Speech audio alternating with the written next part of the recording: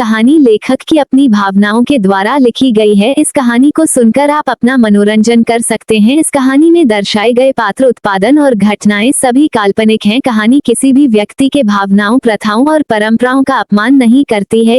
Episode 41। किया के पापा। शाम का वक्त था, डिनर का टाइम होने वाला था। किया विवान के साथ लिविंग हॉल में बैठी हुई थी। विवान किया को अपने बारे में बहुत कुछ बता रहा था, पर किया चुपचाप उसकी बातों को ध्यान से सुन रही थी। वो उसकी बातों को हाँ और ना में जवाब दे देती थी। विवान बहुत कुछ किया के बारे में जानना चाहता था कि उसकी बहन कैसी है, पर अब तक उससे बातें करते हुए विमान को ये तो समझ में आ गया था कि उसकी यह छोटी सी प्यारी सी बहन ज्यादा बातें नहीं करती है। इस वजह से विमान उसे अभी परेशान नहीं करना चाहता था। वह जानता था कि अभी उसकी यह प्यारी बहन थोड़ा अनकंफर्टेबल महसूस कर रही होगी। थोड़े दिनों यहाँ घुल मिल जाएगी तो वह उसके साथ भी वैसे ही बातें करेगी जैसे बाकी के सारे भाई बहन बातें करते हैं। विवान को हमेशा से अपने लिए एक छोटी बहन चाहिए थी, जिसे वो करे अपने साथ लेकर घूम और उसकी छोटी बड़ी हर विश को पूरी करे। वह अपने दोस्तों को देखकर बहुत ही ज्वेलस महसूस करता था, और आज जब उसके पास एक बहन आ गई है जो उसे ढेर सारी बातें करेगी और उसके साथ घूमेगी, तो वह अपने दोस्तों के सामने शो ऑफ करेगा। यही सब बातें विवान के दिमाग में घूम रही थी और वह अपनी इस प्यारी बहन को हर तरह से खुश करने की कोशिश कर रहा था, जिससे वो उसके साथ अधिक से अधिक बातें करे। पर उसे क्या पता था कि यह जिसे वह प्यारी सी छोटी बहन समझ रहा है, वह तो उम्र में उसे बड़ी है और वो कोई प्यारी सी नहीं बल्कि एक खतरनाक माफिया है। विवान उसकी मासूमियत देखकर उससे कहता है कि किया, तुम यहाँ बिल्कुल परेशान ना होना, और अगर कोई भी तुम्हें परेशान करे तो तुम मुझे बताना। मैं तुम्हें प्रोटेक्ट करूंगा और उन सबको भी पनिश करूंगा जो लोग तुम्हें परेशान करेंगे। किया अपने इस भाई के इस तरह के डिजास्टर को देखते हैं तो उसे बहुत अच्छा लगता है। वह सोचती है कि ये मुझे छोटा होकर भी मुझे प्रोटेक्ट करने की इच्छा रखता है। ये भाई तो सच में दिलचस्प है और वाकई में यह मेरा प्यारा भाई हो सकता है, जिसे मेरी अभी से इतनी ज्यादा परवाह हो रही है। मुझे भी इसके साथ अच्छे से व्यवहार करना पड़ेगा, वरना इस बेचारे का मासूम सा दिल टूट जाएगा। यही सब सोचकर किया उसे हाँ में सर हिला देती है और कहती है, ठीक है भाई, अगर कोई मुझे परेशान करेगा तो मैं आपसे बता दूंगी। उसकी बातों को सुनकर विवान तो जैसे आसमान में ही उड़ने लगा। वह इतना ज्यादा खुश लग रहा था कि मानो उसे कोई खजाना मिल गया हो। वह तो दिल ही दिल में सोच रहा था कि अपनी इस बहन से मैं सबसे पहले मिला हूँ, इस वजह से यह मेरी बहन सबसे ज्यादा मुझे ही प्यार करेगी। अभी किया और विवान दोनों बातें ही कर रहे थे कि बाहर से कोई अंदर आता हुआ आवाज दे रहा था, राजश्री, राजश्री कहाँ हो? मेरी प्यारी बच्ची कहाँ है? मुझे उससे मिलना है। मेरी आंखें उसे देखने के लिए तरस रही है। यह आवाज बहुत ही खुशियों भरी थी। किया की पीठ उसे व्यक्ति के तरफ था, इसलिए किया जैसे ही अपना सर घूमकर देखती है, वहां एक लंबी चौड़ी पर्सनैलिटी का एक बेहद ही हैंडसम व्यक्ति खड़ा था। उसका ऑरा काफी पावरफुल लग रहा था। रंग बिल्कुल सफेद था, हल्के ब्राउन बाल थे, देखने में कुछ 47-48 साल का लग रहा था। इस आवाज को सुनकर राजश्री जी जल्दी से किचन से बाहर आती हैं और वो उसे तरफ देखने लगती है जहां से यह आवाज आ रही थी। यह आवाज और किसी की नहीं बल्कि किया के पापा राजेंद्र रघुवंशी की थी। जैसे ही उन्हें पता चला कि किया घर आ गई है, वो जल्दी जल्दी से अपने घर पहुंच जाते हैं। राजश्री जी बहुत ही प्यार से किया की तरफ इशारा करके अपने पति को दिखाती हैं। उनके इशारे को समझकर जब राजेंद्र जी उसे और देखते हैं तो वह देखते हैं कि वहां एक 15-16 साल की छोटी सी प्यारी बच्ची बैठी हुई है। देखने में वह काफी ज्यादा मासूम लग रही थी। उसके पापा जैसे ही किया को देखते हैं, उनकी आंखों में आंसू की कुछ बम बूंदे आ जाती है और वह थोड़ी देर तक किया को एक तक देखे जा रहे थे। वह देख सकते थे कि चकिया का चेहरा बिल्कुल उनकी वाइफ पर गया हुआ है। वैसे ही आंखें, वैसे ही नाक, वैसे ही उसका गोल सा मासूम सा चेहरा। वह बिल्कुल अपनी माँ पर ही तो पड़ी है, पर थोड़ा सा उसके आंखों का रंग भरा है। अब इन्हें क्या पता कि किया इस वक्त आई लेंस लगाई हुई थी। वह किया को देखते हुए किया की तरफ बढ़ जाते हैं और किया के पास जाकर बड़े ही प्यार से किया के सर पर हाथ फेरते हुए कहते हैं, मेरी बच्ची तुम कैसी हो? तुम्हें देखने के लिए ये आंखें तरस गई थी। हमने तो कल्पना ही छोड़ दी थी कि कभी हम तुम्हें दोबारा देख पाएंगे। सोचा नहीं था कि तुम हमें एक दिन ऐसे मिलेगी मेरी प्यारी बच्ची। पता नहीं तुम्हें कितनी तकलीफों का सामना करना पड़ा होगा। इतने वक्त तक तुम हमारे बिना कैसे रही होगी। इतना कहते ही उनके आंखों से झर झर कर आंसू बहने लगते हैं। वह इंसान जो दुनिया के लिए एक पावरफुल इंसान है, एक डेविल है, जिसने कभी आंसू नहीं बहा थे, वह आज अपनी इस मासूम सी बच्ची को देखकर इतनी ज्यादा भावुक हो जाते हैं कि वह चाहकर भी अपने आंखों से आंसू को नहीं रोक पाते हैं। वह मन ही मन भगवान को धन्यवाद कहते हैं कि आज उनकी बच्ची उनके सामने थी। पर वो किया को देखते हुए अभी मन में यही सोच रहे थे कि उनकी बच्ची गांव में रहकर कितने ज्यादा कष्ट में जीवन को बिताया होगा। किया को देखकर ही पता चल रहा था कि वह कितना काम करती होगी। जहां तक राजेंद्र जी ने किया के बारे में पता लगाया था तो उसे बताया गया था कि पहले वह कपूर खानदान में रहती थी, लेकिन जैसे ही कपूर खानदान को उनकी बेटी तारा कपूर मिलती है तो वह किया को वहां से गांव भेज देते हैं। उससे पहले किया काफी ज्यादा खूबसूरत थी, लेकिन जैसे ही गांव गई वह किस तरह की जिंदगी जीती थी ये किसी को नहीं पता था। बस लौटकर आई तो जो सामने है वह सब दिखाई दे रहा था। ये सब सोकर राजेंद्र जी को बहुत ज्यादा गुस्सा आ रहा था।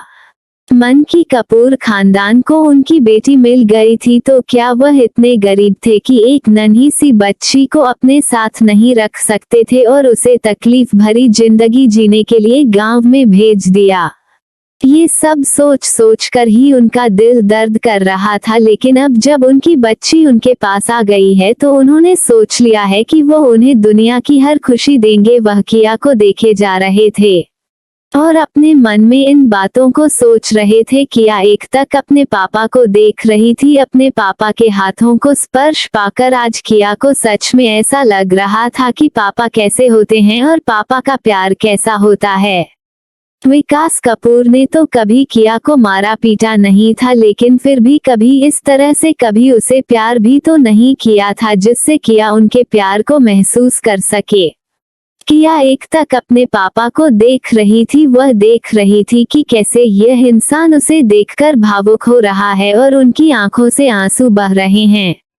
किया उनके दर्द को समझ सकती थी। आखिर में वही दर्द तो अपने माँ बाप से अलग होकर किया ने भी कहा था। किया कुछ नहीं कहती, बस धीरे से खड़ी होकर वह अपने पापा के सीने से लग जाती है। उसके ऐसा करने से उसके पापा को तो मानो दुनिया की हर खुशी मिल गई। आज वो प्यार से उसे अपने गले लगा लेते हैं और उसके सर को प्यार से सने लगते हैं। आज जाकर उनकी आंखों में एक सुकून था। पिछले 18-19 सालों से उन्होंने सुकून के 2 पल भी न दिए होंगे। जो सुकून आज उन्हें किया के गले लगने से महसूस हो रहा था वह उसे पाल को याद करने लगते हैं। जब उनकी बीवी की डिलीवरी हॉस्पिटल में हुई थी और उनके बच्चे को कोई चुरा ले जाता है और उसकी जगह पर एक मरा हुआ बच्चा रख जाता है। ये लोग भी उसे ना पहचानते, पर किया के राइट कंधे पर बना एक फूल का निशान था। वह तब बहुत ही छोटा सा निशान था, लेकिन फिर भी साफ साफ पहचाना जा सकता था कि वह एक प्यारा सा छोटा सा फूल है। जो किया की त्वचा बहुत ज्यादा सफेद होने की वजह से रेड कलर का दिख रहा था और जब किया पैदा हुई थी तो थोड़ी देर के लिए उसकी माँ के हाथों में किया को दिया गया था। तभी उसकी माँ ने उसे निशान को देखा था, लेकिन जब डिलीवरी होने के बाद वह दर्द के वजह से बेहोश हो गई थी। उसे 5 घंटे के बीच में किसी ने किया को उसे मरे हुए बच्चे से चेंज कर दिया था। और उसके बच्चे को वहां से कहीं दूर कर दिया था। और जब डॉक्टर ने बताया कि वो बच्चा पता नहीं कैसे पैदा तो जिंदा हुआ था लेकिन बाद में अपने आप ही मर गया, ये सुनकर तो किसी को विश्वास ही नहीं हुआ। और जब किया की माँ ने रोते हुए अपने बच्चों को अपने गोद में लिया तो उसे बच्चों को देखकर वह तुरंत समझ गई कि यह उसका बच्चा नहीं है।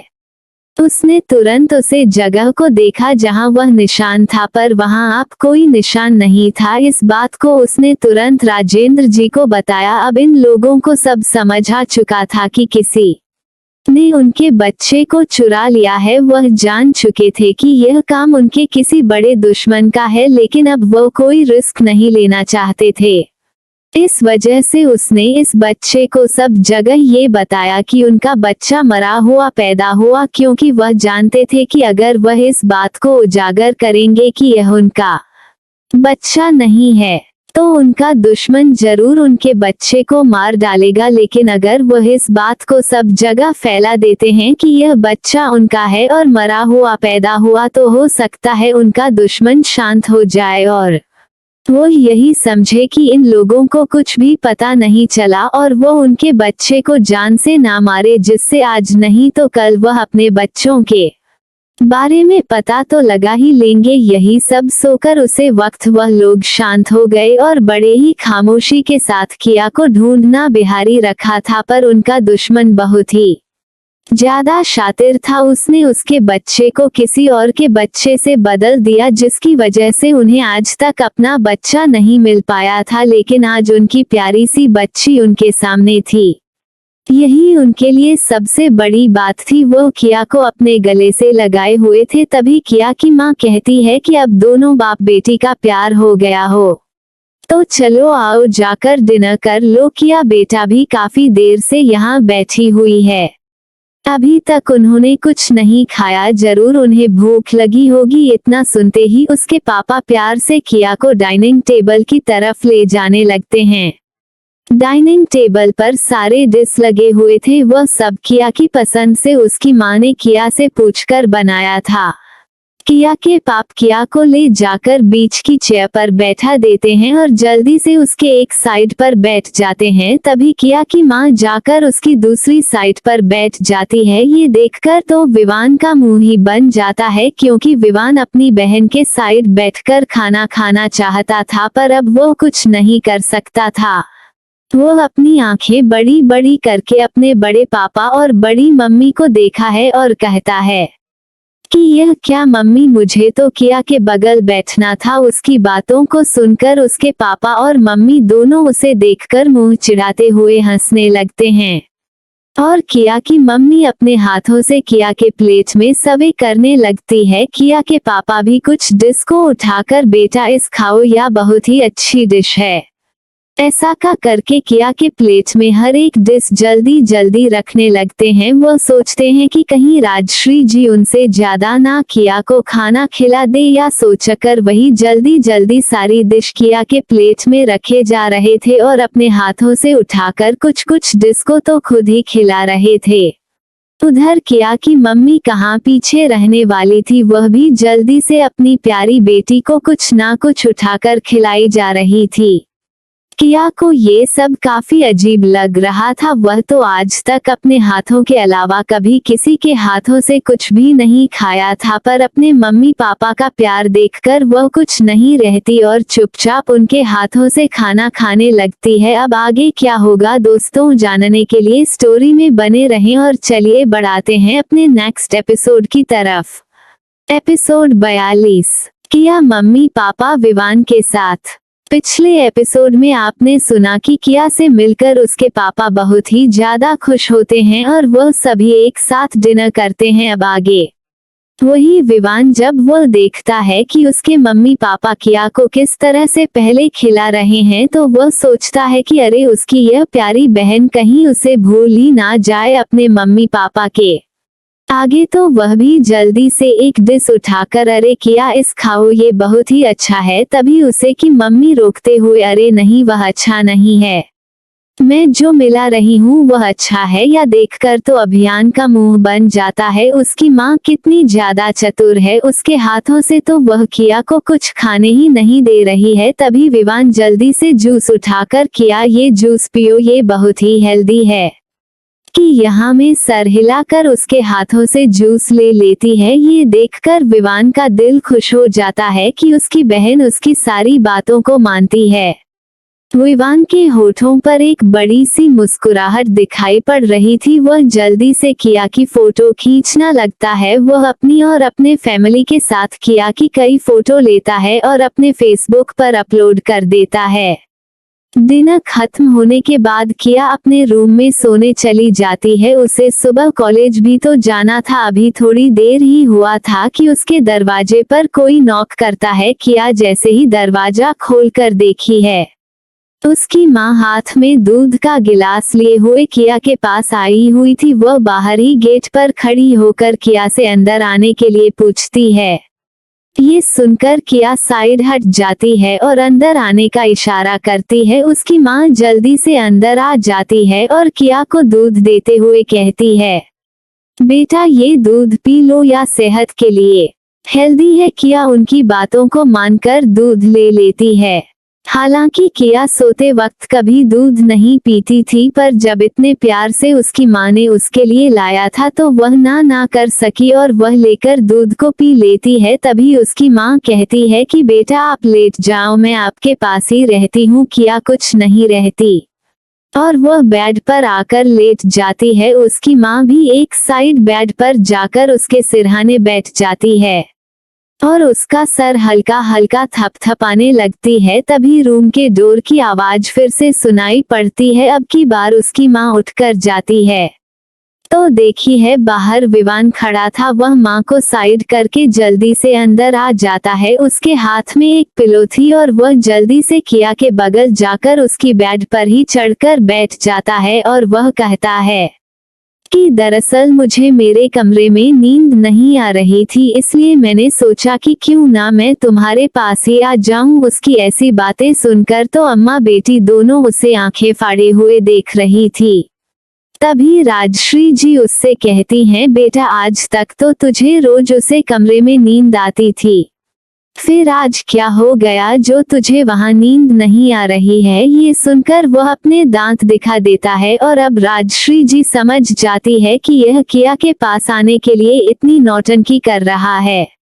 आप दोनों किया के एक एक साइड बैठे हुए थे। तभी फिर से दरवाजे के खटखटाना की आवाज सुनाई पड़ती है। अब वो दोनों समझ जाते हैं कि अब की बार कौन आया होगा। जैसे ही दरवाजा खोलते हैं तो देखते हैं कि सामने राजेंद्र जी खड़े थे और वह अपने दांत दिख रहे थे। वह हंसते हुए अंदर आ जाते हैं और कहते हैं कि मुझे मेरी प्रिंसेस के पास थोड़ी देर रुकना है, सुबह मैं ऑफिस चला जाऊंगा, फिर मैं बातें कब कर पाऊंगा। क्यों ना कल मैं ऑफिस की छुट्टी ले लूं, तब मैं सारा दिन अपने प्रिंस के साथ रहूंगा। या सुनकर किया उनकी तरफ आश्चर्य से देखने लगती है। उनके पापा तो बिल्कुल बच्चे दिख रहे हैं जो उसके साथ रुकने के लिए ऑफिस से छुट्टी लेना चाहते हैं।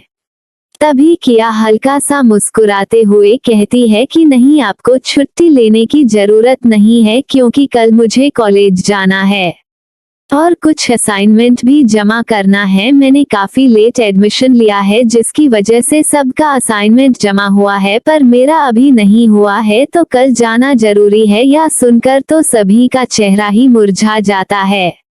तब किया के पापा कहते हैं, बेटा कल आप यहाँ नहीं रख रही हैं। ये सुनकर किया रहती है कि मैं कुछ दिन नहीं आने वाली हूँ। अब इतना सुनकर तो उन सभी को काफी आश्चर्य होता है। तभी हड़बड़ाहट में किया की माँ कहती है, क्यों बेटा, क्या हमसे कोई गलती हो गई है, या आपके यहाँ अच्छा नहीं लग रहा है? आप यहाँ नहीं रहना चाहती हैं क्या? आप कुछ दिनों यहाँ रह जाए, आपको अच्छा लगेगा। वह डर जाती है कि कहीं किया उन्हें छोड़कर ना चली जाए। इसी घबराहट में वह सब बोले जा रही थी। तभी किया उन्हें शांत करते हुए कहती हैं कि नहीं मॉम, ऐसी बात नहीं है, मुझे कुछ काम है, इस वजह से मेरा रुकना जरूरी है। तब किया की माँ पूछती है कि बेटा आप वहाँ कहाँ पर रहती हैं। किया ने उन्हें बताया कि मैं पास में ही एक छोटा सा अपार्टमेंट लिया है, वहीं पर रहती हूँ। या सुनकर किया के पेरेंट्स को बहुत दुख होता है। उनकी बच्ची कैसे अकेले रहती होगी, वह कैसे अपने खर्चे उठती होगी, उसकी फीस कौन देता होगा और उसका सारा खर्चा कौन उसके लिए उठना होगा। अब उन्हें बहुत ही ज्यादा रिग्रेट हो रहा था। वह अपने आप को ही कोस रहे थे कि काश वह और भी ज्यादा कोशिश किए होते तो उनकी बच्ची उन्हें पहले ही मिल गई होती और उसे इतनी तकलीफ ना उठानी पड़ती, पर वो कुछ नहीं कर सकते थे। भी किया के पापा ध्यान देते हैं कि किया कब से राजश्री को मॉम का कर बुला रही है, पर अभी एक बार भी उनका पापा का कर नहीं बुलाया। किया के पापा प्यार से किया की तरफ देखते हुए बोलते हैं कि बेटा क्या अकेले अकेले तुम अपनी मॉम को माँ बुला रही हो, और क्या ये पापा तुम्हें नजर नहीं आ रहे हैं जो एक बार भी तुमने अभी तक हमें पापा का कर नहीं बुलाया। हमारे कान तरस रहे हैं कि कब आप हमें पापा का कर बुलाएंगे और कब आपकी प्यारी सी आवाज में हम पापा सुनेंगे। उनकी बातों को सुनकर किया उनकी तरफ देखने लगती है। अभी किया अपने मन में कुछ सोच रही थी, लेकिन फिर भी उनके कहने पर किया उन्हें पापा का कर बुलाती है। अपने प्यारी सी प्रिंसेस के मुंह से पापा सुनकर किया के पापा को बहुत ही अच्छा लगता है। वह सभी किया के पास ही उसके बेड पर उससे बातें करते हुए लेट जाते हैं। उसका बेड काफी बड़ा था, जिसमें 5 से 6 लोग आराम से आ सकते थे। या किंग साइड बेड था। एक साइड उसके पापा थे तो दूसरी साइड उसकी माँ थी। अब तो विवान बेचारा चिल्लाने लगता है, मोम आप मुझे खाना खाते वक्त भी किया के बगल नहीं बैठने दी थी, और अब भी आप दोनों उसके चारों तरफ कब्जा कर रखे हो। बताओ मैं बच्चा कहाँ जाए। उसकी बातों को सुनकर उसके मम्मी पापा उसकी तरफ ऐसे दिखते हैं जैसे वह किसी पागल को देख रहे हो। आखिर में इतने दिनों बाद उनकी प्यारी बेटी उन्हें मिली है तो वह किसी और को कैसे अपने बेटी के पास आने दे। वह दोनों उसकी बातों को इग्नोर करके फिर से किया की तरफ मुंह करके उसे एक तक देखने लगते हैं। अब इन दोनों के बीच में किया तो काफी अनकंफर्टेबल महसूस कर रही थी। उसे लग रहा था कि आज रात को वह सो नहीं पाएगी, क्योंकि उसे हमेशा से अकेले सोने की आदत थी। वो पिछले कई सालों से अकेले ही रहते चली आई है, इस वजह से उसे यहाँ पर अब इन दोनों के बीच में काफी अजीब लग रहा था। पर वह अपने माँ पापा के प्यार को देख सकती थी, इस वजह से वह कुछ नहीं रहती और सोने की कोशिश करने लगती है। किया के पाप किया से बहुत कुछ पूछना चाहते थे, पर वह सब कुछ देख सकते थे कि किया अभी पूरी तरह से यहाँ एडजस्ट नहीं हो पाई है। उसे अभी कुछ वक्त लगने वाला है, उसके बाद वह धीरे धीरे उसे उसके बारे में पूछेंगे। अगर अभी उन्होंने जल्दीबाजी की तो हो सकता है किया को अच्छा ना लगे, अभी वह इन लोगों के बीच अनकंफर्टेबल होगी। यही सब सोकर उसके पापा उसे किसी भी तरह की उसके जिंदगी के बारे में कोई बात नहीं पूछते हैं। थोड़ी देर बाद सभी सो जाते हैं।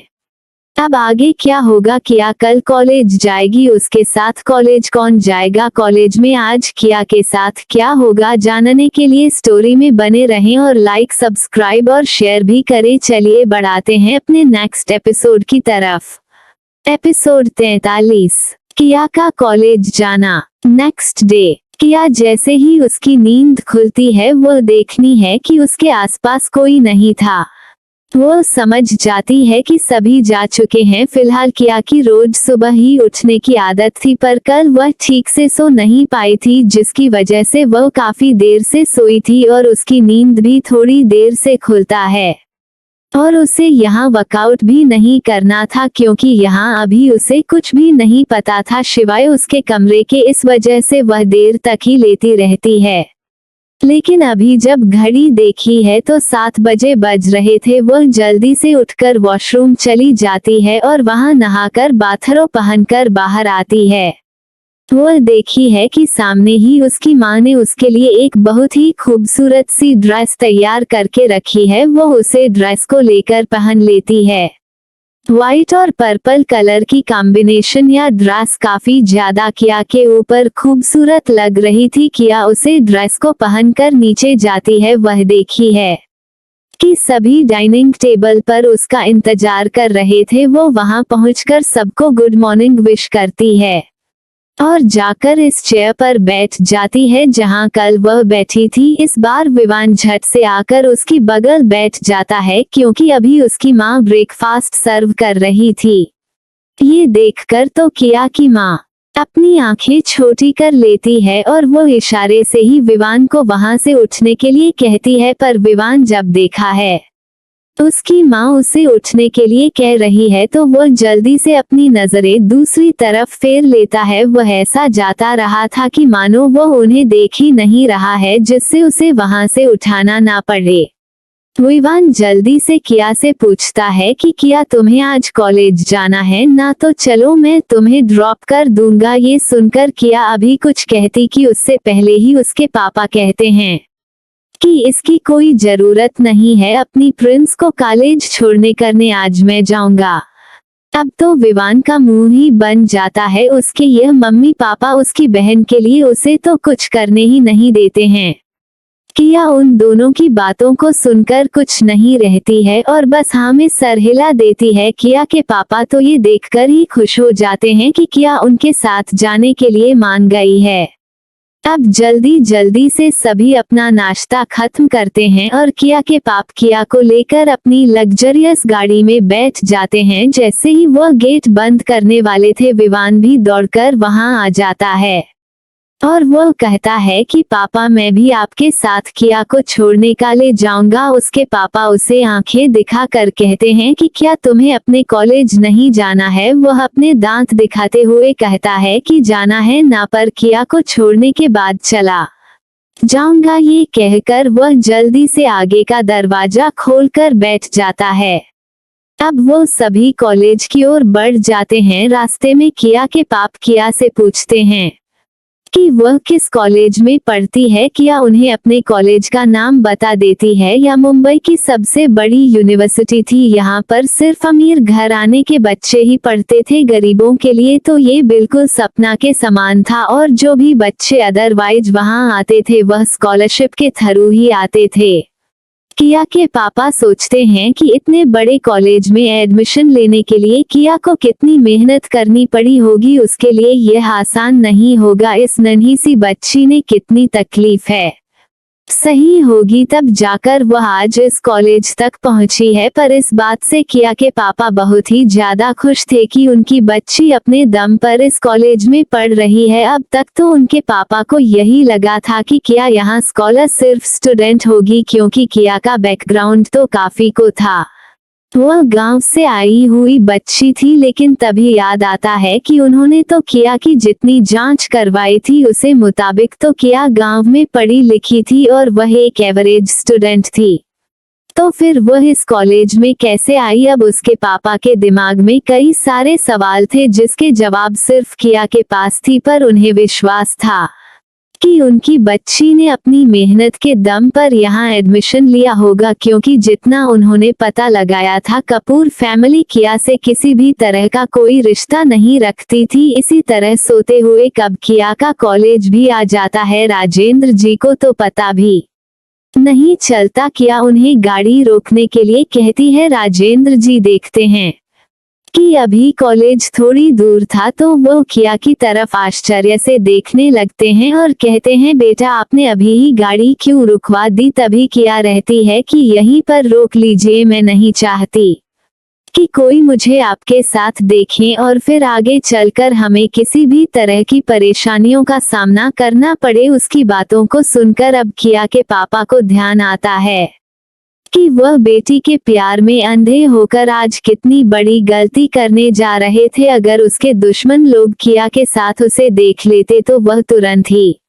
जान जाते कि किया का उनसे कोई रिश्ता है और फिर वो किया को नुकसान पहुंचाने में कोई कसर न छोड़ते। जल्दी से किया की बातों को मान लेते हैं और हमेशा हिलाते हुए कहते हैं कि बेटा आप ठीक कह रही हैं, हमें अपने दुश्मनों से अलर्ट रहना चाहिए। पता नहीं वह किस भेष में कहाँ छुपे हो और हमें देख रहे हो और हमें नुकसान पहुंचाने की फिराक में बैठे हो। वह प्यार से किया के सर पर हाथ रखते हैं और उसे कल जाने के लिए कहते हैं और जाते वक्त वह कहते हैं कि बेटा मेरा फोन नंबर तो आपके पास है ही, अगर किसी भी तरह की कोई प्रॉब्लम हुई तो आप मुझे तुरंत फोन कर लीजिएगा कि यहाँ में सर हिला कर जैसे ही मुड़ने को होती है।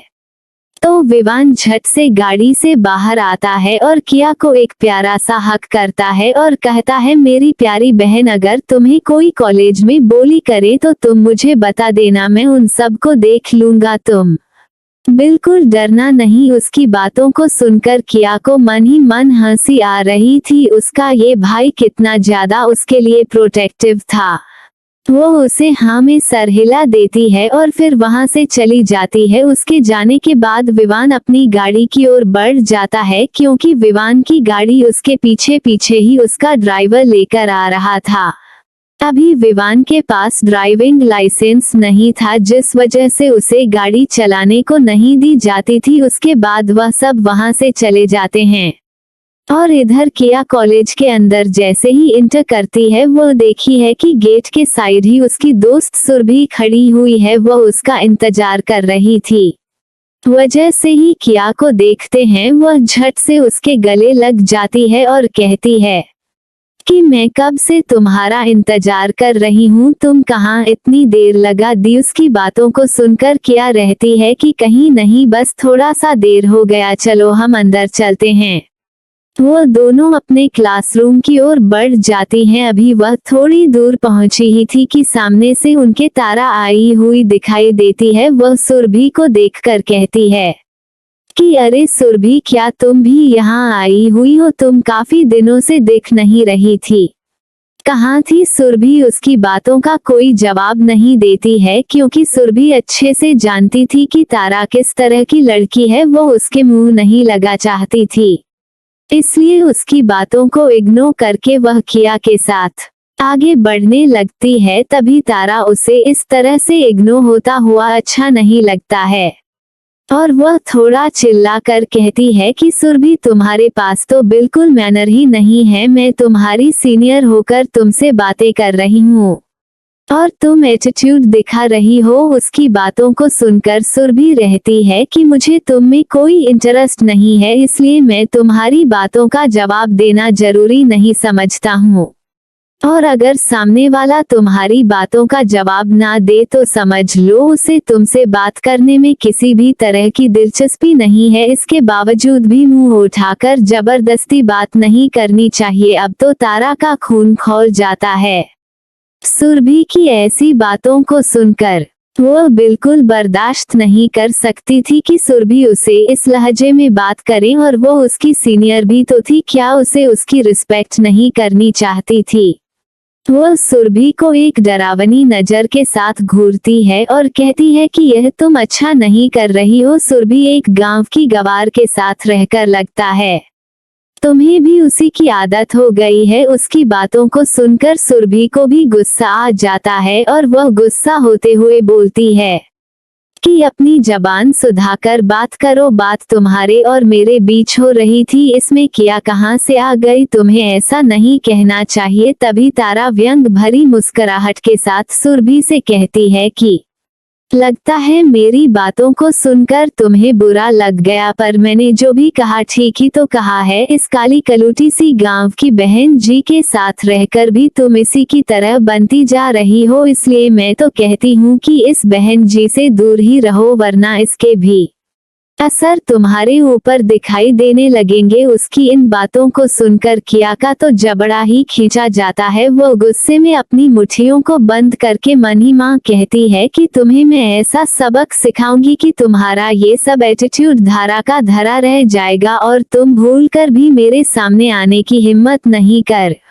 पाओगी। अभी तो मैं तुम्हें सिर्फ इसलिए छोड़ रही हूँ कि अभी सही वक्त नहीं आया है और जिस दिन वह वक्त आ गया तुम खून के आंसू रोगी। वह एक पहनी नजर तारा के ऊपर डालती है और वहां से आगे बढ़ जाती है। अब सुरभि भी उसे मुंह बिचकते हुए आगे चली जाती है। तारा ये देखकर बौखला जाती है और कहती है कि सुरभि मैं तुम्हें छोड़ूंगी नहीं, तुम्हें तो ऐसा सबक सिखाऊंगी कि तुम जिंदगी भर याद रखोगी और इस किया की बच्ची को तो मैं यहाँ इतना रुलाऊंगी कि यह कल छोड़कर ही भाग जाएगी। आखिर में मुझसे पंगा लेकर तुम लोग अच्छा नहीं कर रहे हो। इतना सोचकर वह आगे बढ़ जाती है उसे, और जहाँ उसके वह पांचों दोस्त खड़े थे। अब आगे क्या होगा कॉलेज में, अब फिर से कौन पंगा होने वाला है, देखने के लिए स्टोरी में बने रहें। चलिए बढ़ाते हैं अपने नेक्स्ट एपिसोड की तरफ।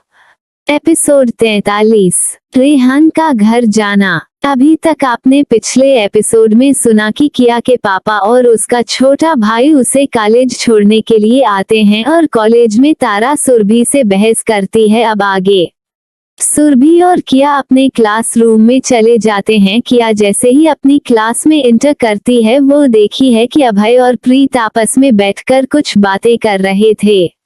इस वक्त अभय उसकी जगह पर बैठा हुआ था। वो जाकर सीधा अभय के बगल में खड़ी हो जाती है और कहती है कि शायद तुम मेरी सीट पर बैठे हो, अब मैं आ गई हूँ तो तुम उठ जाओ। लेकिन अभय उसकी बातों का कोई जवाब नहीं देता है और चुपचाप वहीं बैठा रहता है कि यह जान चुकी थी कि अभय उसे दिन का बदला ले रहा है जिस दिन वो उसकी सीट पर बैठी थी, और इसी तरह उसे इग्नोर कर रही थी या फिर कुछ नहीं बोलता है और सीधा जाकर आलोक के बगल बैठ जाती है। जैसे ही किया आलोक के बगल बैठी है, आलोक तो खुश हो जाता है और सोचता है कि चलो या आज अपने से ही मेरे बगल बैठी है, अब मैं इसे बातें करके इसके बारे में अच्छे से जान लूंगा। फिर वह किया से जैसे ही कुछ कहने को अपना मुंह खोलता है कि किया अपनी का जाने वाली नजरों से उसकी तरफ देखती है। वह डर के मारे चुपचाप इस तरह अपना मुंह बंद कर लेता है। अब उसे पूरी तरह से एहसास हो गया था कि उसके बगल में बैठी इस लड़की से बात करना इतना आसान नहीं है। वह तो उसे देखकर ही इतना डर जाता है, तो उससे बात कैसे करेगा। तभी वहां पर प्रोफेसर आ जाते हैं और वो बोलते हैं कि आज वीकली टेस्ट है, आप लोगों को तो याद ही होगा, तो सभी अपना अपना क्वेश्चन सीट लेकर जाओ और आपको आधे घंटे का टाइम दिया जाता है इस क्वेश्चन को हल करने के लिए, सो जल्दी से इसे हल करो। वह सारे क्वेश्चन सेट एक लड़के को दे देते हैं। वो लड़का सबको वह सेट बांट देता है और खुद एक पेपर लेकर बैठ जाता है। आप सभी उसे फिजिक्स के क्वेश्चन को देखने लगते हैं। ये क्वेश्चन काफी टफ था क्योंकि इससे पीछे के सारे क्वेश्चन पहले से ही सर ने हल करवा दिए थे, इस वजह से इस बार उन्होंने थोड़ा ज्यादा तक क्वेश्चन चुना था जिससे बच्चों के तैयारी का पता कर सके। सभी लोग अपना क्वेश्चन करने लगते हैं। उधर किया एक नजर में ही सारे क्वेश्चन को देखकर समझ जाती है कि यह काफी इजी क्वेश्चन है क्योंकि वह फिजिक्स की जीनियस थी। उसके लिए ये क्वेश्चन बिल्कुल एक स्टैंडर्ड के थे। वह जल्दी से अपने पेपर पर क्वेश्चन का आंसर करती है और 10 मिनट के अंदर ही पेपर जमा कर देती है और आकर फिर अपनी जगह पर बैठ जाती है। ये देखकर एक बार तो वह टीचर सोचते हैं कि क्या ये लड़की पागल है, एक तो ये गांव से आई है और फिर उसने बिना पेपर हल किया ही जमा कर दिया। उनको इस समय किया के ऊपर बहुत ही ज्यादा गुस्सा आ रहा था और वो गुस्से के मारे तमतमाते हुए जाकर उसका पेपर उठाकर देखने लगते हैं। वो देखते हैं कि किया ने तो 20 क्वेश्चन में से बाकी के 15 क्वेश्चन छोड़ दिए हैं और उनका एक शब्द में ही आंसर कर दिया है। ऐसा लग रहा है कि जैसे आंसर की से सिर्फ आंसर को ही छाप दिया गया हो, लेकिन बाकी के 5 क्वेश्चन को उसने हल किए थे। वह क्वेश्चन वाकई में बहुत ही ज्यादा कठिन थी। ये देखकर तो सर बिल्कुल से हैरान हो जाते हैं। उन्हें समझ में नहीं आता है कि यह लड़की पागल है क्या, इसने इन सरल क्वेश्चन को बिल्कुल नहीं किया है और इन कठिन क्वेश्चन को इसने इतने अच्छे से किया है। वो उसके पेपर को लेकर बहुत ही आश्चर्य से देख रहे थे। तब तक सारे बच्चों का पेपर हो जाता है और वह सारे बच्चे पेपर जमा कर देते हैं। वो सभी के पेपर को लेकर किया को आश्चर्य से देखते हुए वहां से चले जाते हैं। क्योंकि उन्हें कुछ समझ में नहीं आ रहा था, वह जाकर किसी और से इस बारे में कुछ बातें करना चाहते थे, जिस वजह से वह शांति से वहां से चले गए। दूसरी तरफ रेहान को जब यह पता चलता है कि उसके दादा के ऊपर जानलेवा हमला हुआ था और उसे इस बारे में कुछ भी नहीं बताया गया है, तो वह अपने दोस्तों के ऊपर बहुत ही ज्यादा गुस्सा करता है और उसे बातें भी करना बंद कर देता है। उसके दोस्त उसे हर तरह से मनाने की कोशिश करते हैं, उसे समझाते हैं कि उसे वक्त तुम्हारी सिचुएशन अच्छी नहीं थी और आखिर में वह लोग भी तो दादाजी के ही पोते हैं, वह भी तो दादा का ख्याल रख रहे थे। बहुत समझाने के बाद रेहान जाकर मानता है वह आज दादाजी से मिलने अपने घर जाने वाला था, क्योंकि उसे अपने दादाजी की बहुत ज्यादा याद आ रही थी। वह बार बार यह सोचने से अपने आप को रोक नहीं पा रहा था कि दादाजी की कंडीशन अब कैसी होगी। भले ही वह फोन पर बात कर लेता था, पर वह जानता था कि दादाजी उसे कुछ भी सही नहीं बताएंगे, इस वजह से वह आज घर जाना चाहता था। वह घर के लिए निकल जाता है।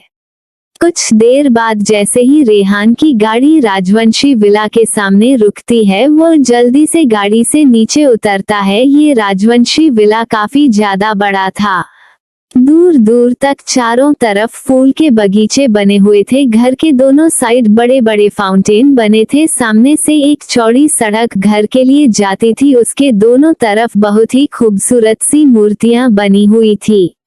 देखने से तो लगता था कि बिल्कुल ये किसी राजा महाराजा का महल हो। रेहान काफी ज्यादा अमीर था और उसकी अमीरी को दिखाते हुए ही यह विला बनाया गया था। वाइट कलर का वह विला बिल्कुल संगमरमर की तरह दिखाई देता था। रेहान जैसे ही गाड़ी से नीचे उतरता है, सारे गार्डन उसे देखकर अपना सर झुका लेते हैं। रेहान गाँव ही काफी ज्यादा खतरनाक लगता था, जिससे उसके सारे गार्डन उससे बहुत ही ज्यादा डरते थे। रेहान तेजी से मिला के अंदर चला जाता है, उसके साथ ही शिवाय भी उसके पीछे पीछे मिला के अंदर आता है। रेहान सीधा अपने दादाजी के पास जाता है और वह देखता है, वजह से ही अपने दादा के पास पहुंचता है तो देखा है कि दादा के पास उसकी दादी माँ और उसके पापा बैठे हुए थे। ये देखकर वह झट से उनके पास जाता है और दादी माँ के पैरों को छूता है, फिर अपने पापा के पैरों को छू लेता है, फिर दादाजी के पैरों को छूकर उनके हाथ पकड़कर उनके बगल में बैठ जाता है। दादाजी बड़े प्यार से अपने इस पोते को देख रहे थे, जिसे देखने अब उन्हें रोज रोज नसीब नहीं होता था, क्योंकि उनका ये पोता अपनी जिद में उनसे अलग रहता था। वह उनके साथ नहीं रहता था, क्योंकि ये घर वालों के टॉर्चर से परेशान हो जाता था। जब देखो तब उसकी दादी और उसकी माँ उसे शादी के लिए परेशान करती रहती थी। रोज रोज की इस कचकच की वजह से वह अपने विला में रहने लगा था और अब वह दादा दादी से मिलने कभी कभार ही आया करता था। आज कई महीनों के बाद दादा उसे देख रहे थे, वह बड़े प्यार से रेहान की तरफ देख रहे थे। तभी रेहान नाराज होते हुए अपने दादा से कहता है कि दादाजी, क्या आपको नहीं लगता है कि अपनी कंडीशन के बारे में आपको मुझे बताना चाहिए था? आपके ऊपर कोई हमला कर देता है और मुझे इस बारे में पता भी नहीं चलता है। तभी दादाजी प्यार से उसके हाथों को पकड़ते हुए कहते हैं कि बेटा, पहले आप अपनी कंडीशन हमें बताएं। आपके ऊपर हुए हमले को सुनकर तो हमारी तो जान ही निकल गई थी और हम आपसे मिलने आ रहे थे कि हम पर ही हमला हो गया। वह तो शुक्र हो उसे बच्ची का जिसने हमें बचा लिया, वरना आज हम आपके सामने जीवित न होते।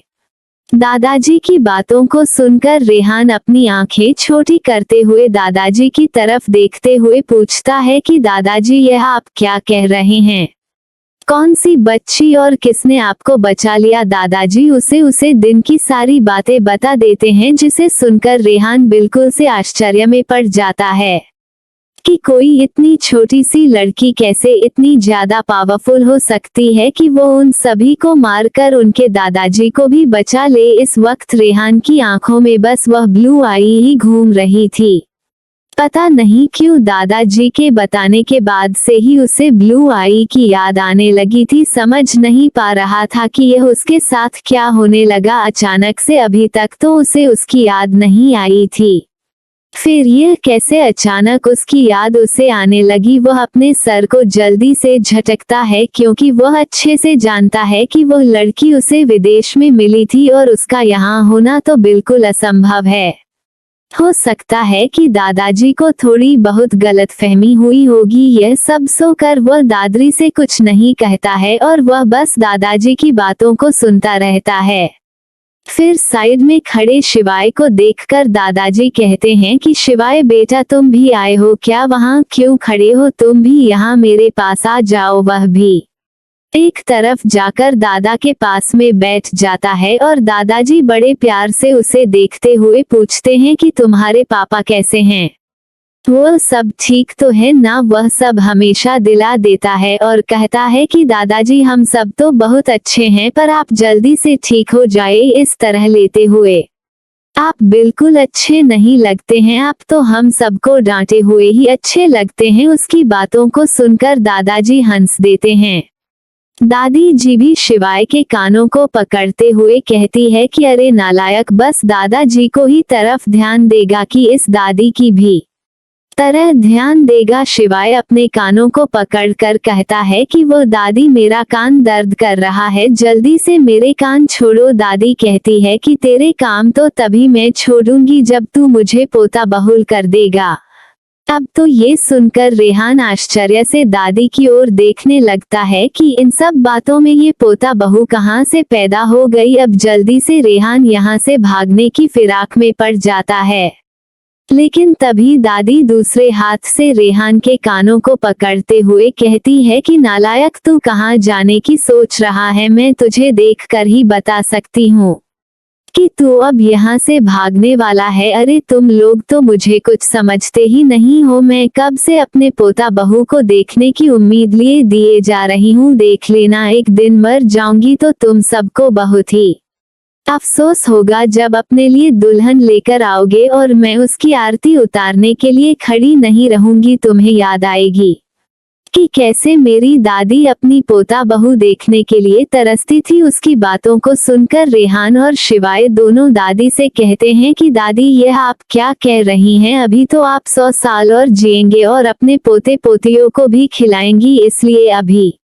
से आप करने की बातें ना किया करो। और अपने कान को छुड़ाकर वो दोनों दादी के गले जाकर लग जाते हैं। दादी दोनों को प्यार से अपने गले लगाकर कहती है कि मेरे बच्चों, तुम लोग खुश रहो, लेकिन जल्दी से मुझे मेरी पोता बहुल कर दे दो। अब तो दोनों के मुंह ही बन जाते हैं और दादी उनके इस तरह के मुंह को देखकर हंसने लगती है और कहती है कि तुम लोग जितना ही लड़कियों से दूर भागते हो, देख लेना एक दिन ऐसी लड़की मिलेगी, इसके आगे पीछे तुम दोनों उसकी दम बनाकर घूमते फिरोगे। उसे दिन मैं तुमसे पूछूंगी कि अब क्या हुआ? नालायक हो, अब नहीं लड़कियों से दूर भगाना है। दादी की बातों को सुनकर रेहान और शिवाय अपना मुंह बना लेते हैं। तभी वहां पर आवाज सुनकर रेहान की माँ मनीषा आ जाती है और रेहान को देखकर बहुत ही ज्यादा खुश हो जाती है और जाकर सीधा रेहान को अपने गले से लगा लेती है और उसके सर पर हाथ फेरते हुए उसे अपने से कुछ दूर कर ऊपर से नीचे भर उसे देखने लगती है और कहती है कि मेरा बच्चा, तुम ठीक तो हो? मैं जब सुना कि तुम पर हमला हुआ है तो मेरी जान ही निकल गई थी। और तुम कैसे बच्चे हो जो एक बार भी अपने माँ पापा को देखने भी आने नहीं दिया? तुम्हें समझ भी आता है कि जब हम तुम्हें नहीं देख पा रहे थे तो हमें कितनी ज्यादा तकलीफ हो रही थी। तभी रेहान प्यार से अपनी माँ का हाथ पकड़ते हुए कहता है कि माँ, देख लो, मैं बिल्कुल ठीक हूँ और मुझे कुछ भी नहीं हुआ था। ना तो मुझ पर हमला हुआ था, पर मैं बच गया था। मुझे बिल्कुल चोट नहीं आई थी, इसलिए मैं आपको परेशान नहीं करना चाहता था। और मैंने कहा भी तो था कि मैं खुद ही काम खत्म करके कुछ दिनों में आप लोगों से मिलने आऊंगा। अब आप मुझे देख सकते हैं कि मैं बिल्कुल फिट हूँ। उसकी बातों को सुनकर रेहान के माँ के होठों पर हल्की सी मुस्कुराहट आ जाती है और वो प्यार से अपने बच्चों के सर पर हाथ फेरते हुए कहती है कि मेरे बच्चे को किसी की बुरी नजर ना लगे। पता नहीं क्यों दुनिया मेरे बच्चे के पीछे पड़ी रहती है। क्या बिगाड़ा है उन लोगों का मेरे प्यारे से बच्चे ने? अब इन्हें क्या बताएं उनके बच्चे कितने भोले और प्यार से हैं। और लोगों का क्या क्या बिगड़ते हैं उनके बच्चे। तो माफिया किंग है जो आए दिन अपने दुश्मनों का सारा गेम ही बिगाड़ कर रख देते हैं। फिलहाल ये तो माँ की ममता है जो बोले जा रही थी, लेकिन इनके माँ पापा भी अच्छे से जानते थे कि उनका बेटा इतना सीधा साधा नहीं है कि उससे कोई यूं ही हरा सके। तभी मनीष जी सबको कहते हैं कि चलो सब कोई जल्दी से चलकर खाना खा लो। सभी उनकी बातों को सुनकर वहां से चल देते हैं। सुरेंद्र जी अपने पापा के लिए खाना लेने चले जाते हैं। वो खाना लेकर आते हैं और उन्हें खुद अपने हाथों से खिलाने लगते हैं। सुरेंद्र जी अपने पापा से बहुत ही ज्यादा प्यार करते थे, इस वजह से इस वक्त वो खुद घर पर रहकर अपने पापा का ध्यान रखा करते थे। दूसरी तरफ रेहान और शिवाय अपने अपने रूम में चले जाते हैं और फ्रेश होकर ड्रेस चेंज कर डाइनिंग टेबल पर आकर बैठ जाते हैं। आज रेहान की मां ने खुद से अपने बेटे के लिए खाना बनाया था, क्योंकि रेहान ने अपने आने की बात पहले ही अपनी मां को बता दी थी, जिससे वह इतने दिनों बाद अपने बेटे को अपने हाथों का बना खाना खिलाना चाहती थी। इसलिए वह सुबह से ही इसकी तैयारी कर रही थी। अब जब उनका बेटा उनके सामने था तो वह उन्हें बड़े प्यार से खाना सर्व करती है और खाने को कहती हैं। रेहान खाना खाता है तो वह बड़े आस से पूछता है कि बेटा कैसा खाना बना है। रेहान ये देखकर मुस्कुरा देता है। उसकी माँ आज भी उससे ये पूछना नहीं भूली है कि खाना कैसा बना है। वह बिल्कुल बच्चों की तरह उससे पूछा करती थी। रेहान उनकी बातों को जवाब देते हुए कहता है कि माँ बहुत ही अच्छा खाना बना है और आप जब भी खाना बनाती हैं आपको पता है कि आपके हाथों का खाना मुझे बहुत ही अच्छा लगता है। रेहान की माँ जल्दी से बोलता है, तभी तो बेटा मुझे पता चला कि आप आ रहे हो तो मैं जल्दी से खाना बनाने लगी, जिससे मेरा बच्चा मेरे हाथों का खाना खा सके। शिवाय भी खाने की तारीफ करता है और कहता है आंटी जी आपने बहुत ही अच्छा खाना बनाया है। तभी रेहान के पापा भी वहां आ जाते हैं और वह सभी एक साथ बैठकर खाना खाने लगते हैं। रेहान की एक छोटी बहन थी जिसका नाम शिवानी था। वह हॉस्टल में ही रहकर अपनी पढ़ाई करती थी। वो पढ़ने में काफी ज्यादा तेज थी, इसलिए वह अपनी पढ़ाई में डिस्टर्बन नहीं चाहती थी, तो वह हॉस्टल में ही रह रही थी। शिवानी बहुत ही खुश मिजाज लड़की थी। वह चंचल और बिंदास किस्म की थी। वो अपनी बातों को बहुत ही अच्छी तरह से किसी को बताना और उसे मनवाना भी अच्छे से जानती थी।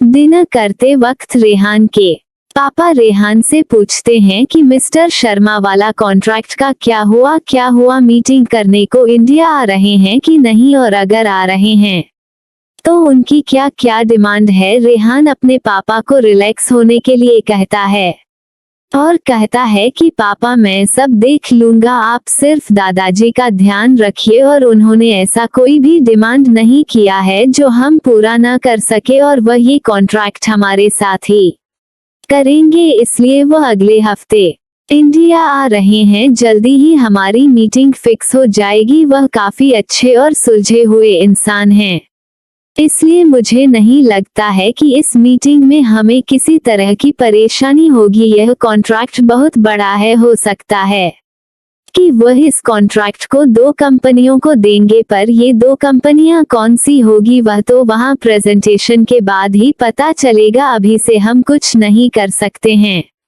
उसके पापा हमें सर हिला देते हैं और फिर सभी चुपचाप अपना अपना खाना खाने लगते हैं। खाना खाने के बाद दादी रेहान को अपने पास बुलाती हैं और कहती है कि रेहान अब मैं चाहती हूँ कि तुम जल्दी से शादी कर लो, आखिर में तुम्हारी उम्र भी तो हो चली है, अब जब तुम बूढ़े हो जाओगे तब शादी करोगी क्या। रेहान उनकी बातों को इग्नोर कर देता है और कहता है दादी सही वक्त आने दो, मैं खुद ही शादी कर लूंगा, आपको परेशान होने की जरूरत नहीं है। दादी उसे डांटे हुए कहती है नालायक, ये बातें कहते कहते आज 5 साल हो गए हैं, पर तेरा सही वक्त कभी नहीं आता है, इसलिए अब की बार तेरे लिए मैं लड़की देखूंगी और तुझे उसी के साथ शादी करनी पड़ेगी। शादी की बात सुनकर तो रेहान अपनी आंखें छोटी कर लेता है और कहता है कि दादी, आप शिवाय के लिए लड़की ढूंढ दो, शिवाय को शादी करने की बहुत जल्दी है। कल ही वह मुझसे कह रहा था। रेहान की इतनी बातें सुनकर तो शिवाय चौंक ही जाता है और वह रेहान की तरफ गुस्से में देखा होगा कहता है कि मैंने कब तुझसे यह बातें कही थी? अरे मुझे क्यों शादी करनी है? जब तक तेरी शादी नहीं हो जाती है हम में से कोई शादी नहीं करेगा, इसलिए अपने कान खोलकर सुन ले, पहले तू शादी करेगा तभी हम लोग भी शादी करेंगे। उन दोनों की बहस देखकर वहां पर मनीष जी आ जाते हैं और वह दोनों को डांटे हुए कहती हैं कि तुम दोनों चुप हो जाओ और अब मैं जो लड़की पसंद करूंगी तुम दोनों को उसी से शादी करने पड़ेगी। शिवाय मनीष जी के चचेरे भाई का लड़का था, इस वजह से वो मनीषा जी को अपनी माँ के समान ही मानता था और उनकी सभी बातों को भी मानता था। उसके माँ बाप भी मनीष जी को बहुत ज्यादा मानते थे, जिस वजह से मनीष जी का कोई भी फैसला उनके लिए गलत नहीं होता था। लेकिन अभी मनीष जी की बातों को सुनकर तो शिवाय उनकी तरफ देखकर कहता है कि बुआ जी, आप ये क्या कह रही हैं? ऐसा जुल्म मेरे साथ ना करिए, नहीं तो मैं बर्बाद हो जाऊंगा। नौटंकी को देखकर मनीष जी उसके कान खींचते हुए कहती हैं कि नालायक कहीं का, ये नौटंकी कर करके ही तो तू बच्चा रहता है, जिस वजह से अभी तक भैया भाभी को बहू का सुख नहीं मिल सका। लेकिन अब तुम लोगों की यह नौटंकी मेरे आगे नहीं चलेगी, इसलिए मैं कल से ही तुम लोगों के लिए लड़की ढूंढना शुरू कर रही हूँ और जो लड़की मुझे पसंद आ जाएगी मैं उसी से तुम्हारी शादी करवा दूंगी। उनकी बातों को सुनकर तो अब दोनों के पसीने छूटने लगते हैं। वह जानते थे कि उनकी माँ जो कह रही है वो करके ही मानेगी, इस वजह से वो दोनों वहां से जल्दी से भाग जाते हैं, कहीं उनकी माँ का कुछ और भी माना बन जाए और कहीं उनकी माँ कल ही कोई लड़की लाकर ना उनकी शादी करने लगे। अब तो उन्हें अपनी माँ के अगल बगल खतरा ही महसूस हो रहा था। दोनों जल्दी से अपने कमरे में जाते हैं। इसी तरह रेहान 3-4 दिन अपने दादा के रोकने से उन्हीं के पास रुकता है और वहीं से अपने ऑफिस का काम करता था। कल वह दिन था कि जब थॉमस इंडिया आने वाला था और उसकी मीटिंग इस मिस्टीरियस आदमी के साथ थी जो इंडिया में ड्रग सप्लाई करता था, इसलिए ये लोग आज ही दादा के घर से निकल जाते हैं क्योंकि कल के लिए इन्हें अच्छी तैयारी करनी थी। इस बार उन्हें किसी भी कीमत पर थॉमस को पकड़ता था और उसे मिस्टीरियस मैन के बारे में भी जानना था। वह सभी आज के लिए अपने डाक विला में मीटिंग रखते हैं जहां उन सब को इकट्ठा होना था और कल के लिए एक अच्छी स्कीम बनानी थी जिससे उनसे कहीं भी छोटी सी भी गलती ना हो। अब आगे क्या होने वाला था दोस्तों? क्या आगे माफिया किंग की मुलाकात माफिया क्वीन से होने वाली है कि नहीं, जानने के लिए स्टोरी में बने रहें और आगे बढ़ने से पहले हमारे चैनल SS एक्सप्लेना को लाइक और सब्सक्राइब जरूर कर ले। तो चलिए बढ़ाते हैं अपने नेक्स्ट एपिसोड की तरफ। दोस्तों, आज हमने भले ही एपिसोड काम दिया है पर स्टोरी बड़ी करने की कोशिश की है। एपिसोड 44, सपनों की राजकुमारी। अभी तक आपने पिछले एपिसोड में सुना कि रेहान अपने घर अपने दादाजी से मिलने जाता है और वहां पर रेहान की दादी और रेहान की माँ उसे शादी के लिए कहने लगते हैं। रेहान थॉमस को पकड़ने के लिए अपने दादाजी के घर से निकल जाता है।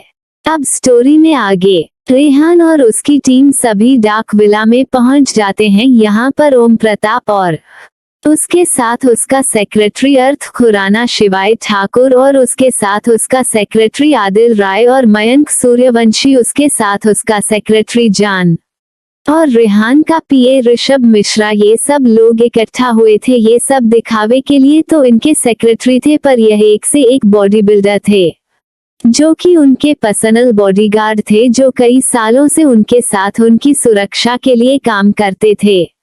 जो कि इनका काम 24 घंटे उनके साथ रहने को होता था, तो किसी को भी इनके बारे में पता ना चले, इसलिए यह इनके सेक्रेटरी बनाकर उनके साथ रहते थे। आज ये सभी यहाँ पर इकट्ठा हुए थे क्योंकि थॉमस को पकड़ना इतना आसान नहीं था। वह अमेरिका का एक बहुत ही बड़ा माफिया डॉन था जो कि इंडिया में इस बार स्मगलिंग करने के इरादे से इस मिस्टीरियस मन से मिलने आ रहा था। इसके बारे में इन लोगों को पता तो चल गया था, लेकिन उसे मिस्टीरियस माँ के बारे में ये लोग अभी तक पता नहीं लग पा रहे थे कि वह कौन है। उन्हें इतना तो अंदाजा था कि यह उन्हें सबके बीच का कोई इंसान है जो काफी ज्यादा पावरफुल है, लेकिन वह अभी पर्दे के पीछे है। लेकिन अगर इस बार वह लोग थॉमस को पकड़ लेते हैं तो उसे मिस्टीरियस मैन तक पहुंचना बहुत ही ज्यादा आसान हो जाएगा। वह सभी अपने अपने प्लान सभी एक दूसरे के साथ डिस्कस कर रहे थे।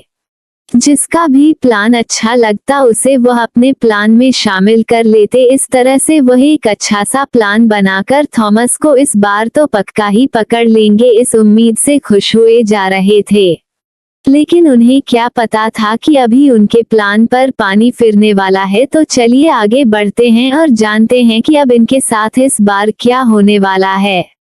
सभी अपनी तैयारी करके रात का इंतजार करने लगते हैं। उधर दूसरी तरफ किया और उसकी टीम भी इस बार अपनी फुल प्रूफ प्लानिंग कर रही थी, और ऐसा कभी हो भी नहीं सकता कि किया अपनी प्लानिंग करे और उसका प्लान खराब हो जाए। वह अपने प्लान के साथ ही एक नहीं बल्कि दो बैकअप प्लान भी तैयार रखती थी, जिसकी वजह से अगर एक खराब हुआ तो दूसरे प्लान के साथ वह लोग फिर से एक्टिव हो सके, और अगर दूसरा खराब हुआ तो उनके पास तीसरा मौका भी हो, जिसकी वजह से किया कभी किसी से हारती नहीं थी। और उसके जितने भी दोस्त थे वह सभी भी इस काम में उतने ही एक्सपर्ट थे जितना कि किया। आज किया के घर पर भी ईशानिया और अंश और उसके दोनों दोस्त आयुषी और सोम जो कि कल ही इंडिया पहुंच चुके थे, और शंकर जो कि पर्सनली थॉमस का पीछा करते हुए इंडिया आने वाला था, और पासा ये सभी लोग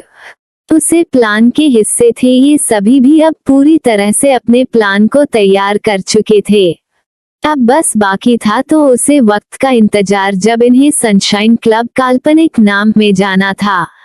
दूसरे दिन शाम को 8 बजे सनशाइन क्लब किया की टीम सनशाइन क्लब के लिए निकल जाती है बैकअप के लिए। बाकी लोग पीछे ही रहते हैं। किया के साथ ईशानिया और लियाथी, आयुषी और सोम भी उनके साथ थे, पर वो हमेशा उनके साइड पर रहने वाले थे जिससे किसी पर उनकी नजर ना रहे, और ये लड़कियां जो भी करे या दोनों उन पर नजर रख सके कि वह लोग किसके किसके नजरों के बीच आ रही हैं। इस वजह से उन दोनों को उन लोगों ने अपने साथ ना रख कर खुद से पीछे रखा था, और उन दोनों को यहाँ कोई पहचानता भी नहीं था, जिससे उन्हें किसी भी तरह की कोई दिक्कत भी नहीं होने वाली थी। किया, ईशानिया और लिया ये चारों जैसे ही क्लब के अंदर एंट्री करती हैं, सभी इन्हें आंखें फाड़े ही देखे जा रहे थे। लिया ने छोटी साट ड्रेस रेड कलर की पहनी हुई थी जिसमें उसकी गोरी टांगें बहुत ही ज्यादा खूबसूरत लग रही थी। लिया इटालियन थी जिसकी वजह से वह बहुत ही ज्यादा गोरी और खूबसूरत थी। उसके ब्राउन हेयर उसकी खूबसूरती को और भी ज्यादा बढ़ा रहे थे। हमारी निया पर्पल कलर के शॉर्ट ड्रेस में बहुत ही ज्यादा खूबसूरत लग रही थी, और क्या उसकी तो पूछो ही ना। उसने जीन्स कैरी किया हुआ था, साथ में स्लीवलेस टॉप था, उसके ऊपर एक लेदर जैकेट डाली हुई थी। वो बहुत ही ज्यादा खूबसूरत लग रही थी, देखने में किसी हॉट और सेक्सी मॉडल की तरह लग रही थी। और हमारी ईशा भी किस पीछे रहने वाली थी, वह खुद तो काफी गोरी थी और उसे पर भी वो व्हाइट कलर का ड्रेस बहुत ही ज्यादा खूबसूरत लग रहा था। इन सब ने अपने फाइटिंग के हिसाब से अपने ड्रेस को पहन रखा था, क्योंकि उन्हें इस बात का अंदाजा पहले से ही था कि हो सकता है कि उन्हें कपड़े चेंज करने का अवसर न मिले तो उन्हें इसी ड्रेस में ही फाइटिंग करनी पड़ सकती है, जिसकी वजह से वो कंफर्टेबल कपड़े ही पहन कर आई थी। वह जैसे ही क्लब के अंदर इंटर करती हैं, सबकी नजरें एक बार उन पर ठहर जाती है। जो भी उनकी तरफ देखा बस देखता ही रह जाता था। क्लब में चारों तरफ शोर शराबा था। डीजे की आवाज तेज थी, फुल साउंड में गाना बज रहा था। स्टेज पर कुछ लड़के लड़कियां डांस कर रहे थे। वही यह चारों लड़कियों जाकर काउंटर के पास बैठ जाती हैं और चारों अपने लिए वाइन ऑर्डर करती हैं, पर वो उसे पी नहीं रही थी बल्कि अपने हाथों में लेकर सिर्फ सो आप कर रही थी, क्योंकि वह अच्छे से जानती थी कि यहाँ उनके दुश्मन भी बहुत ज्यादा है और आज पता नहीं कौन कौन से टीम यहाँ पर आई होगी, जिसकी वजह से वह कुछ भी चीज खा पी नहीं सकती थी कि कहीं उनके साथ कुछ गड़बड़ ना हो जाए। वह काफी ज्यादा अलर्ट थी। फिर थोड़ी देर में ही वह देखी है कि वहां पर कुछ लोग कुछ बॉडीगार्ड के साथ इंटर कर रहे हैं। उनकी नजर चारों तरफ थी। तभी उनकी घड़ी में रेड लाइट जलने लगती है। यह इशारा था शंकर का कि थॉमस क्लब में इंटर करने वाला है। उनके घड़ी में ही मैसेज आता है कि अभी थोड़ी देर में ही थॉमस इंटर करेगा, यानी जो अभी कुछ लोग अंदर आए थे वह थॉमस के ही आदमी होंगे जो यहाँ चेक करने के लिए आए होंगे। ये सब सोकर वह लोग वहीं पर बैठी रहती हैं, क्योंकि अभी उनके प्लान को एग्जीक्यूट करने का टाइम नहीं हुआ था। और दूसरी तरफ ऊपर वाले फ्लो में रेहान के सभी लोग तैयार बैठे थे। उन्हें भी सूचना मिल चुकी थी कि थॉमस आने वाला है। अभी वह बैठे थे कि उनकी नजर गेट से अंदर आई हुई इन चारों लड़कियों पर पड़ती है। वह चारों देख रहे थे कि ये लड़कियां जाकर काउंटर के पास बैठ गई हैं। ये चारों लड़कियां बहुत ही ज्यादा खूबसूरत थी और देखने में भी यह काफी छोटी स्कूल गर्ल लग रही थी। इन्हें देखकर शिवाय कहता है कि अब इतने छोटे बच्चे भी क्लब में आने लगे हैं। इनके माँ बाप क्या इन्हें क्लब में आने के लिए रोकने नहीं है? आजकल तो बच्चे बिल्कुल शासन में रहना ही नहीं चाहते हैं और पढ़ना लिखना छोड़कर क्लब में बस मौज मस्ती करना चाहते हैं।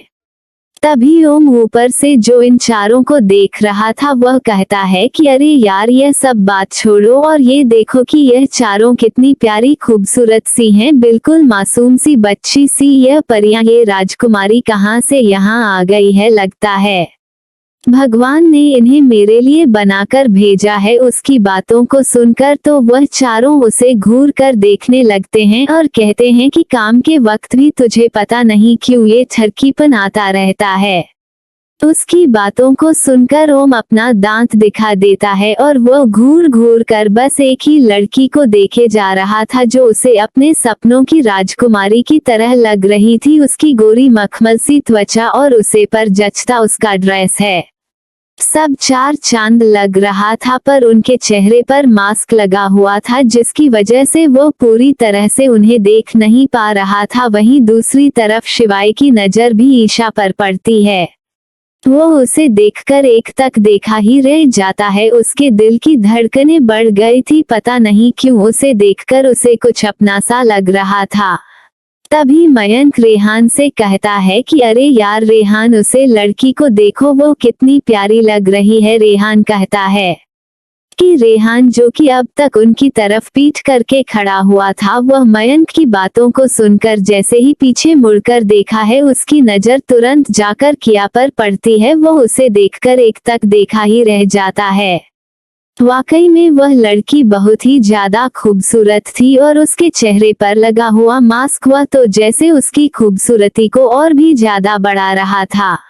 अब तो रेहान के भी दिल की घंटी बजने लगी थी। रेहान को तो समझ नहीं आ रहा था कि अचानक उसे यह क्या हो रहा है। वो किसी लड़की को देखकर ऐसे कैसे अट्रैक्ट हो सकता है? वो तो कभी किसी लड़की में इंटरेस्ट लेता भी नहीं, फिर इस लड़की में ऐसा क्या है जो वह इस पर से अपनी नजरें ही नहीं हटा पा रहा है? तभी मयंक देखा है कि कुछ लोग अपनी गंदी नजरों से उन लड़कियों की तरफ घूर घूर कर देख रहे हैं और एक आदमी तो उनकी तरफ अपनी घटिया नजरों को लिए हुए बढ़ा जा रहा था। वह जाकर ईशा से डांस करने के लिए पूछता है। ईशा उसे ऐसे घूर कर देखती है कि मानो उसे लड़के की तो जान ही निकल जाएगी। वह वहां से जल्दी से भाग जाता है। वह तो सिर्फ ईशा की आंखों को देखकर ही डर गया था। उसे नहीं पता था कि इस परी जैसी दिखने वाली लड़की की आंखें इतनी भी ज्यादा डरावनी हो सकती है। उसके जाते ही सब लोग थोड़ा उससे दूरी बनाकर उन लोगों को ही देख रहे थे। तभी उनकी घड़ी में फिर से रेड लाइट जलती है और मैसेज आता है कि थॉमस इंटर कर गया है। वह तुरंत समझ जाती है कि अब थॉमस बस यहाँ पहुँचने ही वाला होगा। वह चारों इस तरह से एक्टिंग करते हुए कि उन्होंने काफी पी रखी है, स्टेज की तरफ बढ़ जाती हैं। वह अभी इतने धीरे जा रही थी कि जैसे ही थॉमस इंटर करे वह उनकी नजरों के सामने से होकर स्टेज की तरफ जाएं, और होता भी यही है। जैसे ही थॉमस इंटर करता है वह थॉमस के आगे से होते हुए स्टेज की तरफ बढ़ जाती हैं। इन खूबसूरत तितलियों को देखकर तो थॉमस की लार टपकने लगती है और वह अपने आदमियों को रोककर उनके पीछे पीछे जाने लगता है।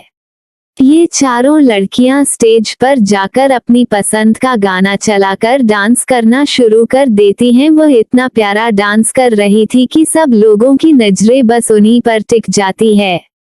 उनके डांस स्टेप देखकर तो कोई भी पागल हो जाए, ऐसा लग ही नहीं रहा था कि वह ट्रेड डांसर ना हो। और थॉमस भी यह सब देखकर बिल्कुल पागल हुआ जा रहा था। वह भी जल्दी जल्दी उनके पास जाकर डांस करने लगता है। जैसे ही वह निया के पास जाता है और निया की कमर पर हाथ रखने वाला होता है, नया अचानक से डांस स्टेप करते हुए गोल घूमते हुए उसके पीठ पर एक थप्पड़ लगाते हुए साइड हट जाती है। ये देखकर तो थॉमस को बहुत ही गुस्सा आता है, लेकिन वह सोचता है कि यह शायद इंडियन डांस का स्टेप होगा। फिर वह डांस करना शुरू कर देता है। अब वह डांस करते हुए लिया के पास जाता है, लेकिन लिया अब की बार वह टच करे उससे पहले ही अपने सैंडल उसके पैरों पर दे मरती है, जिससे उसकी हल्की सी आन निकल जाती है।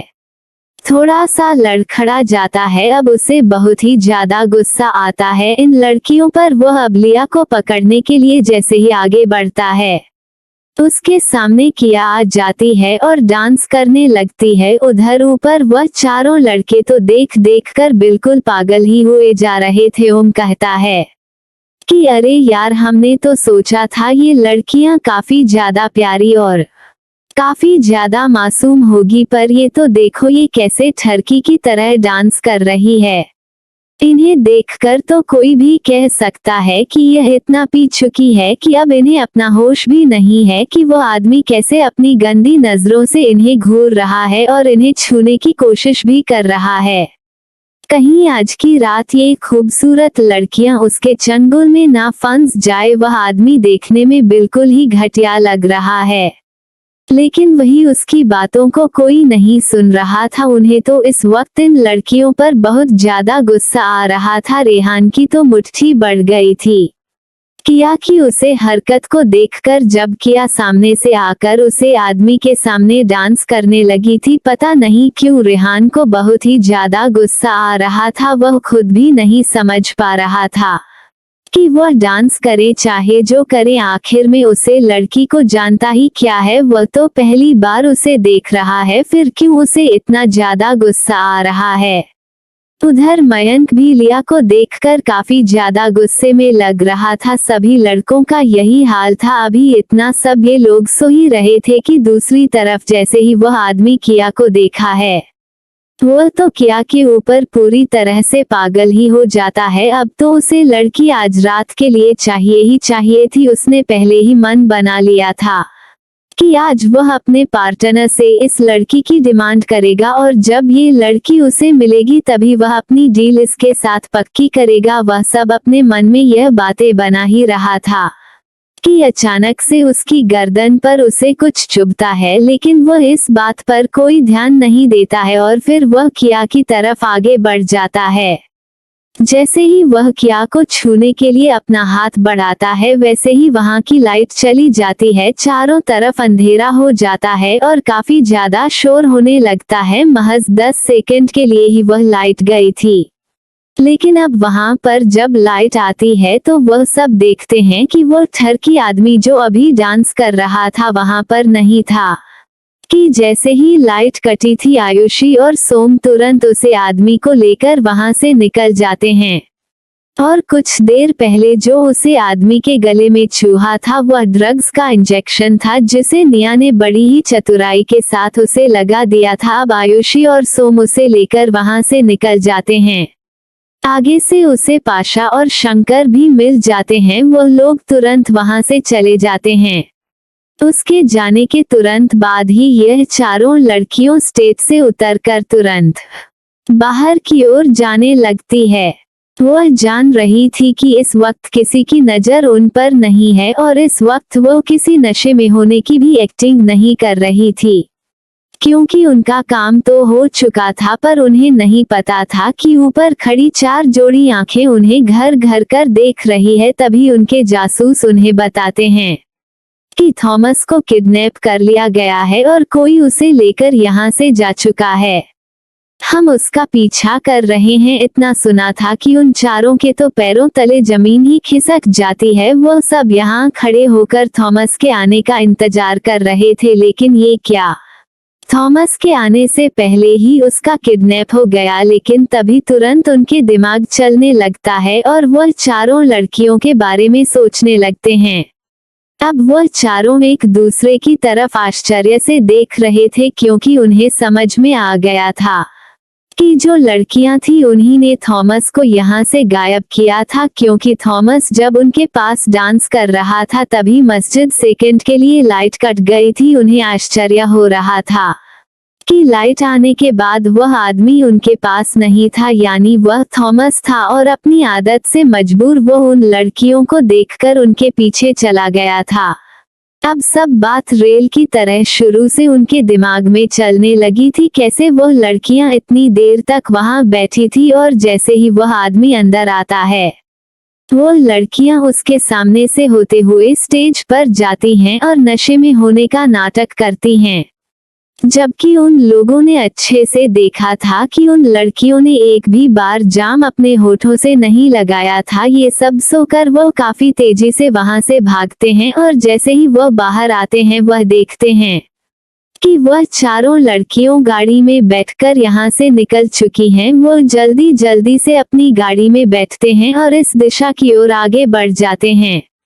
अब दोस्तों आगे क्या होने वाला है? क्या ये थॉमस उनके हाथ लग जाएगा या फिर इन चारों लड़कियों का आमना सामना इन चारों लड़कों से होगा? क्या अब ये दोनों टीम एक बार फिर से आपस में फिरने वाली हैं और इस बार निया ओम को किस तरह से पीटेगी और इस बार ओम फिर से कौन सी गड़बड़ी करता है जिससे वह नया के हाथों जमकर पीटा जाता है? इन दोनों की लड़ाई एक बार फिर से इंटरेस्टिंग होने वाली है। दोस्तों आगे के एपिसोड को सुनना बिल्कुल नहीं भूलिएगा। और आपका क्या कहना है दोस्तों? क्या अब इनकी लव स्टोरी शुरू कर देनी चाहिए कि अभी भी इनके बीच में सस्पेंस कायम रखना चाहिए? आप आगे कैसी स्टोरी सुनना चाहेंगे? जल्दी जल्दी से हमें कमेंट करके अपनी राय दीजिए।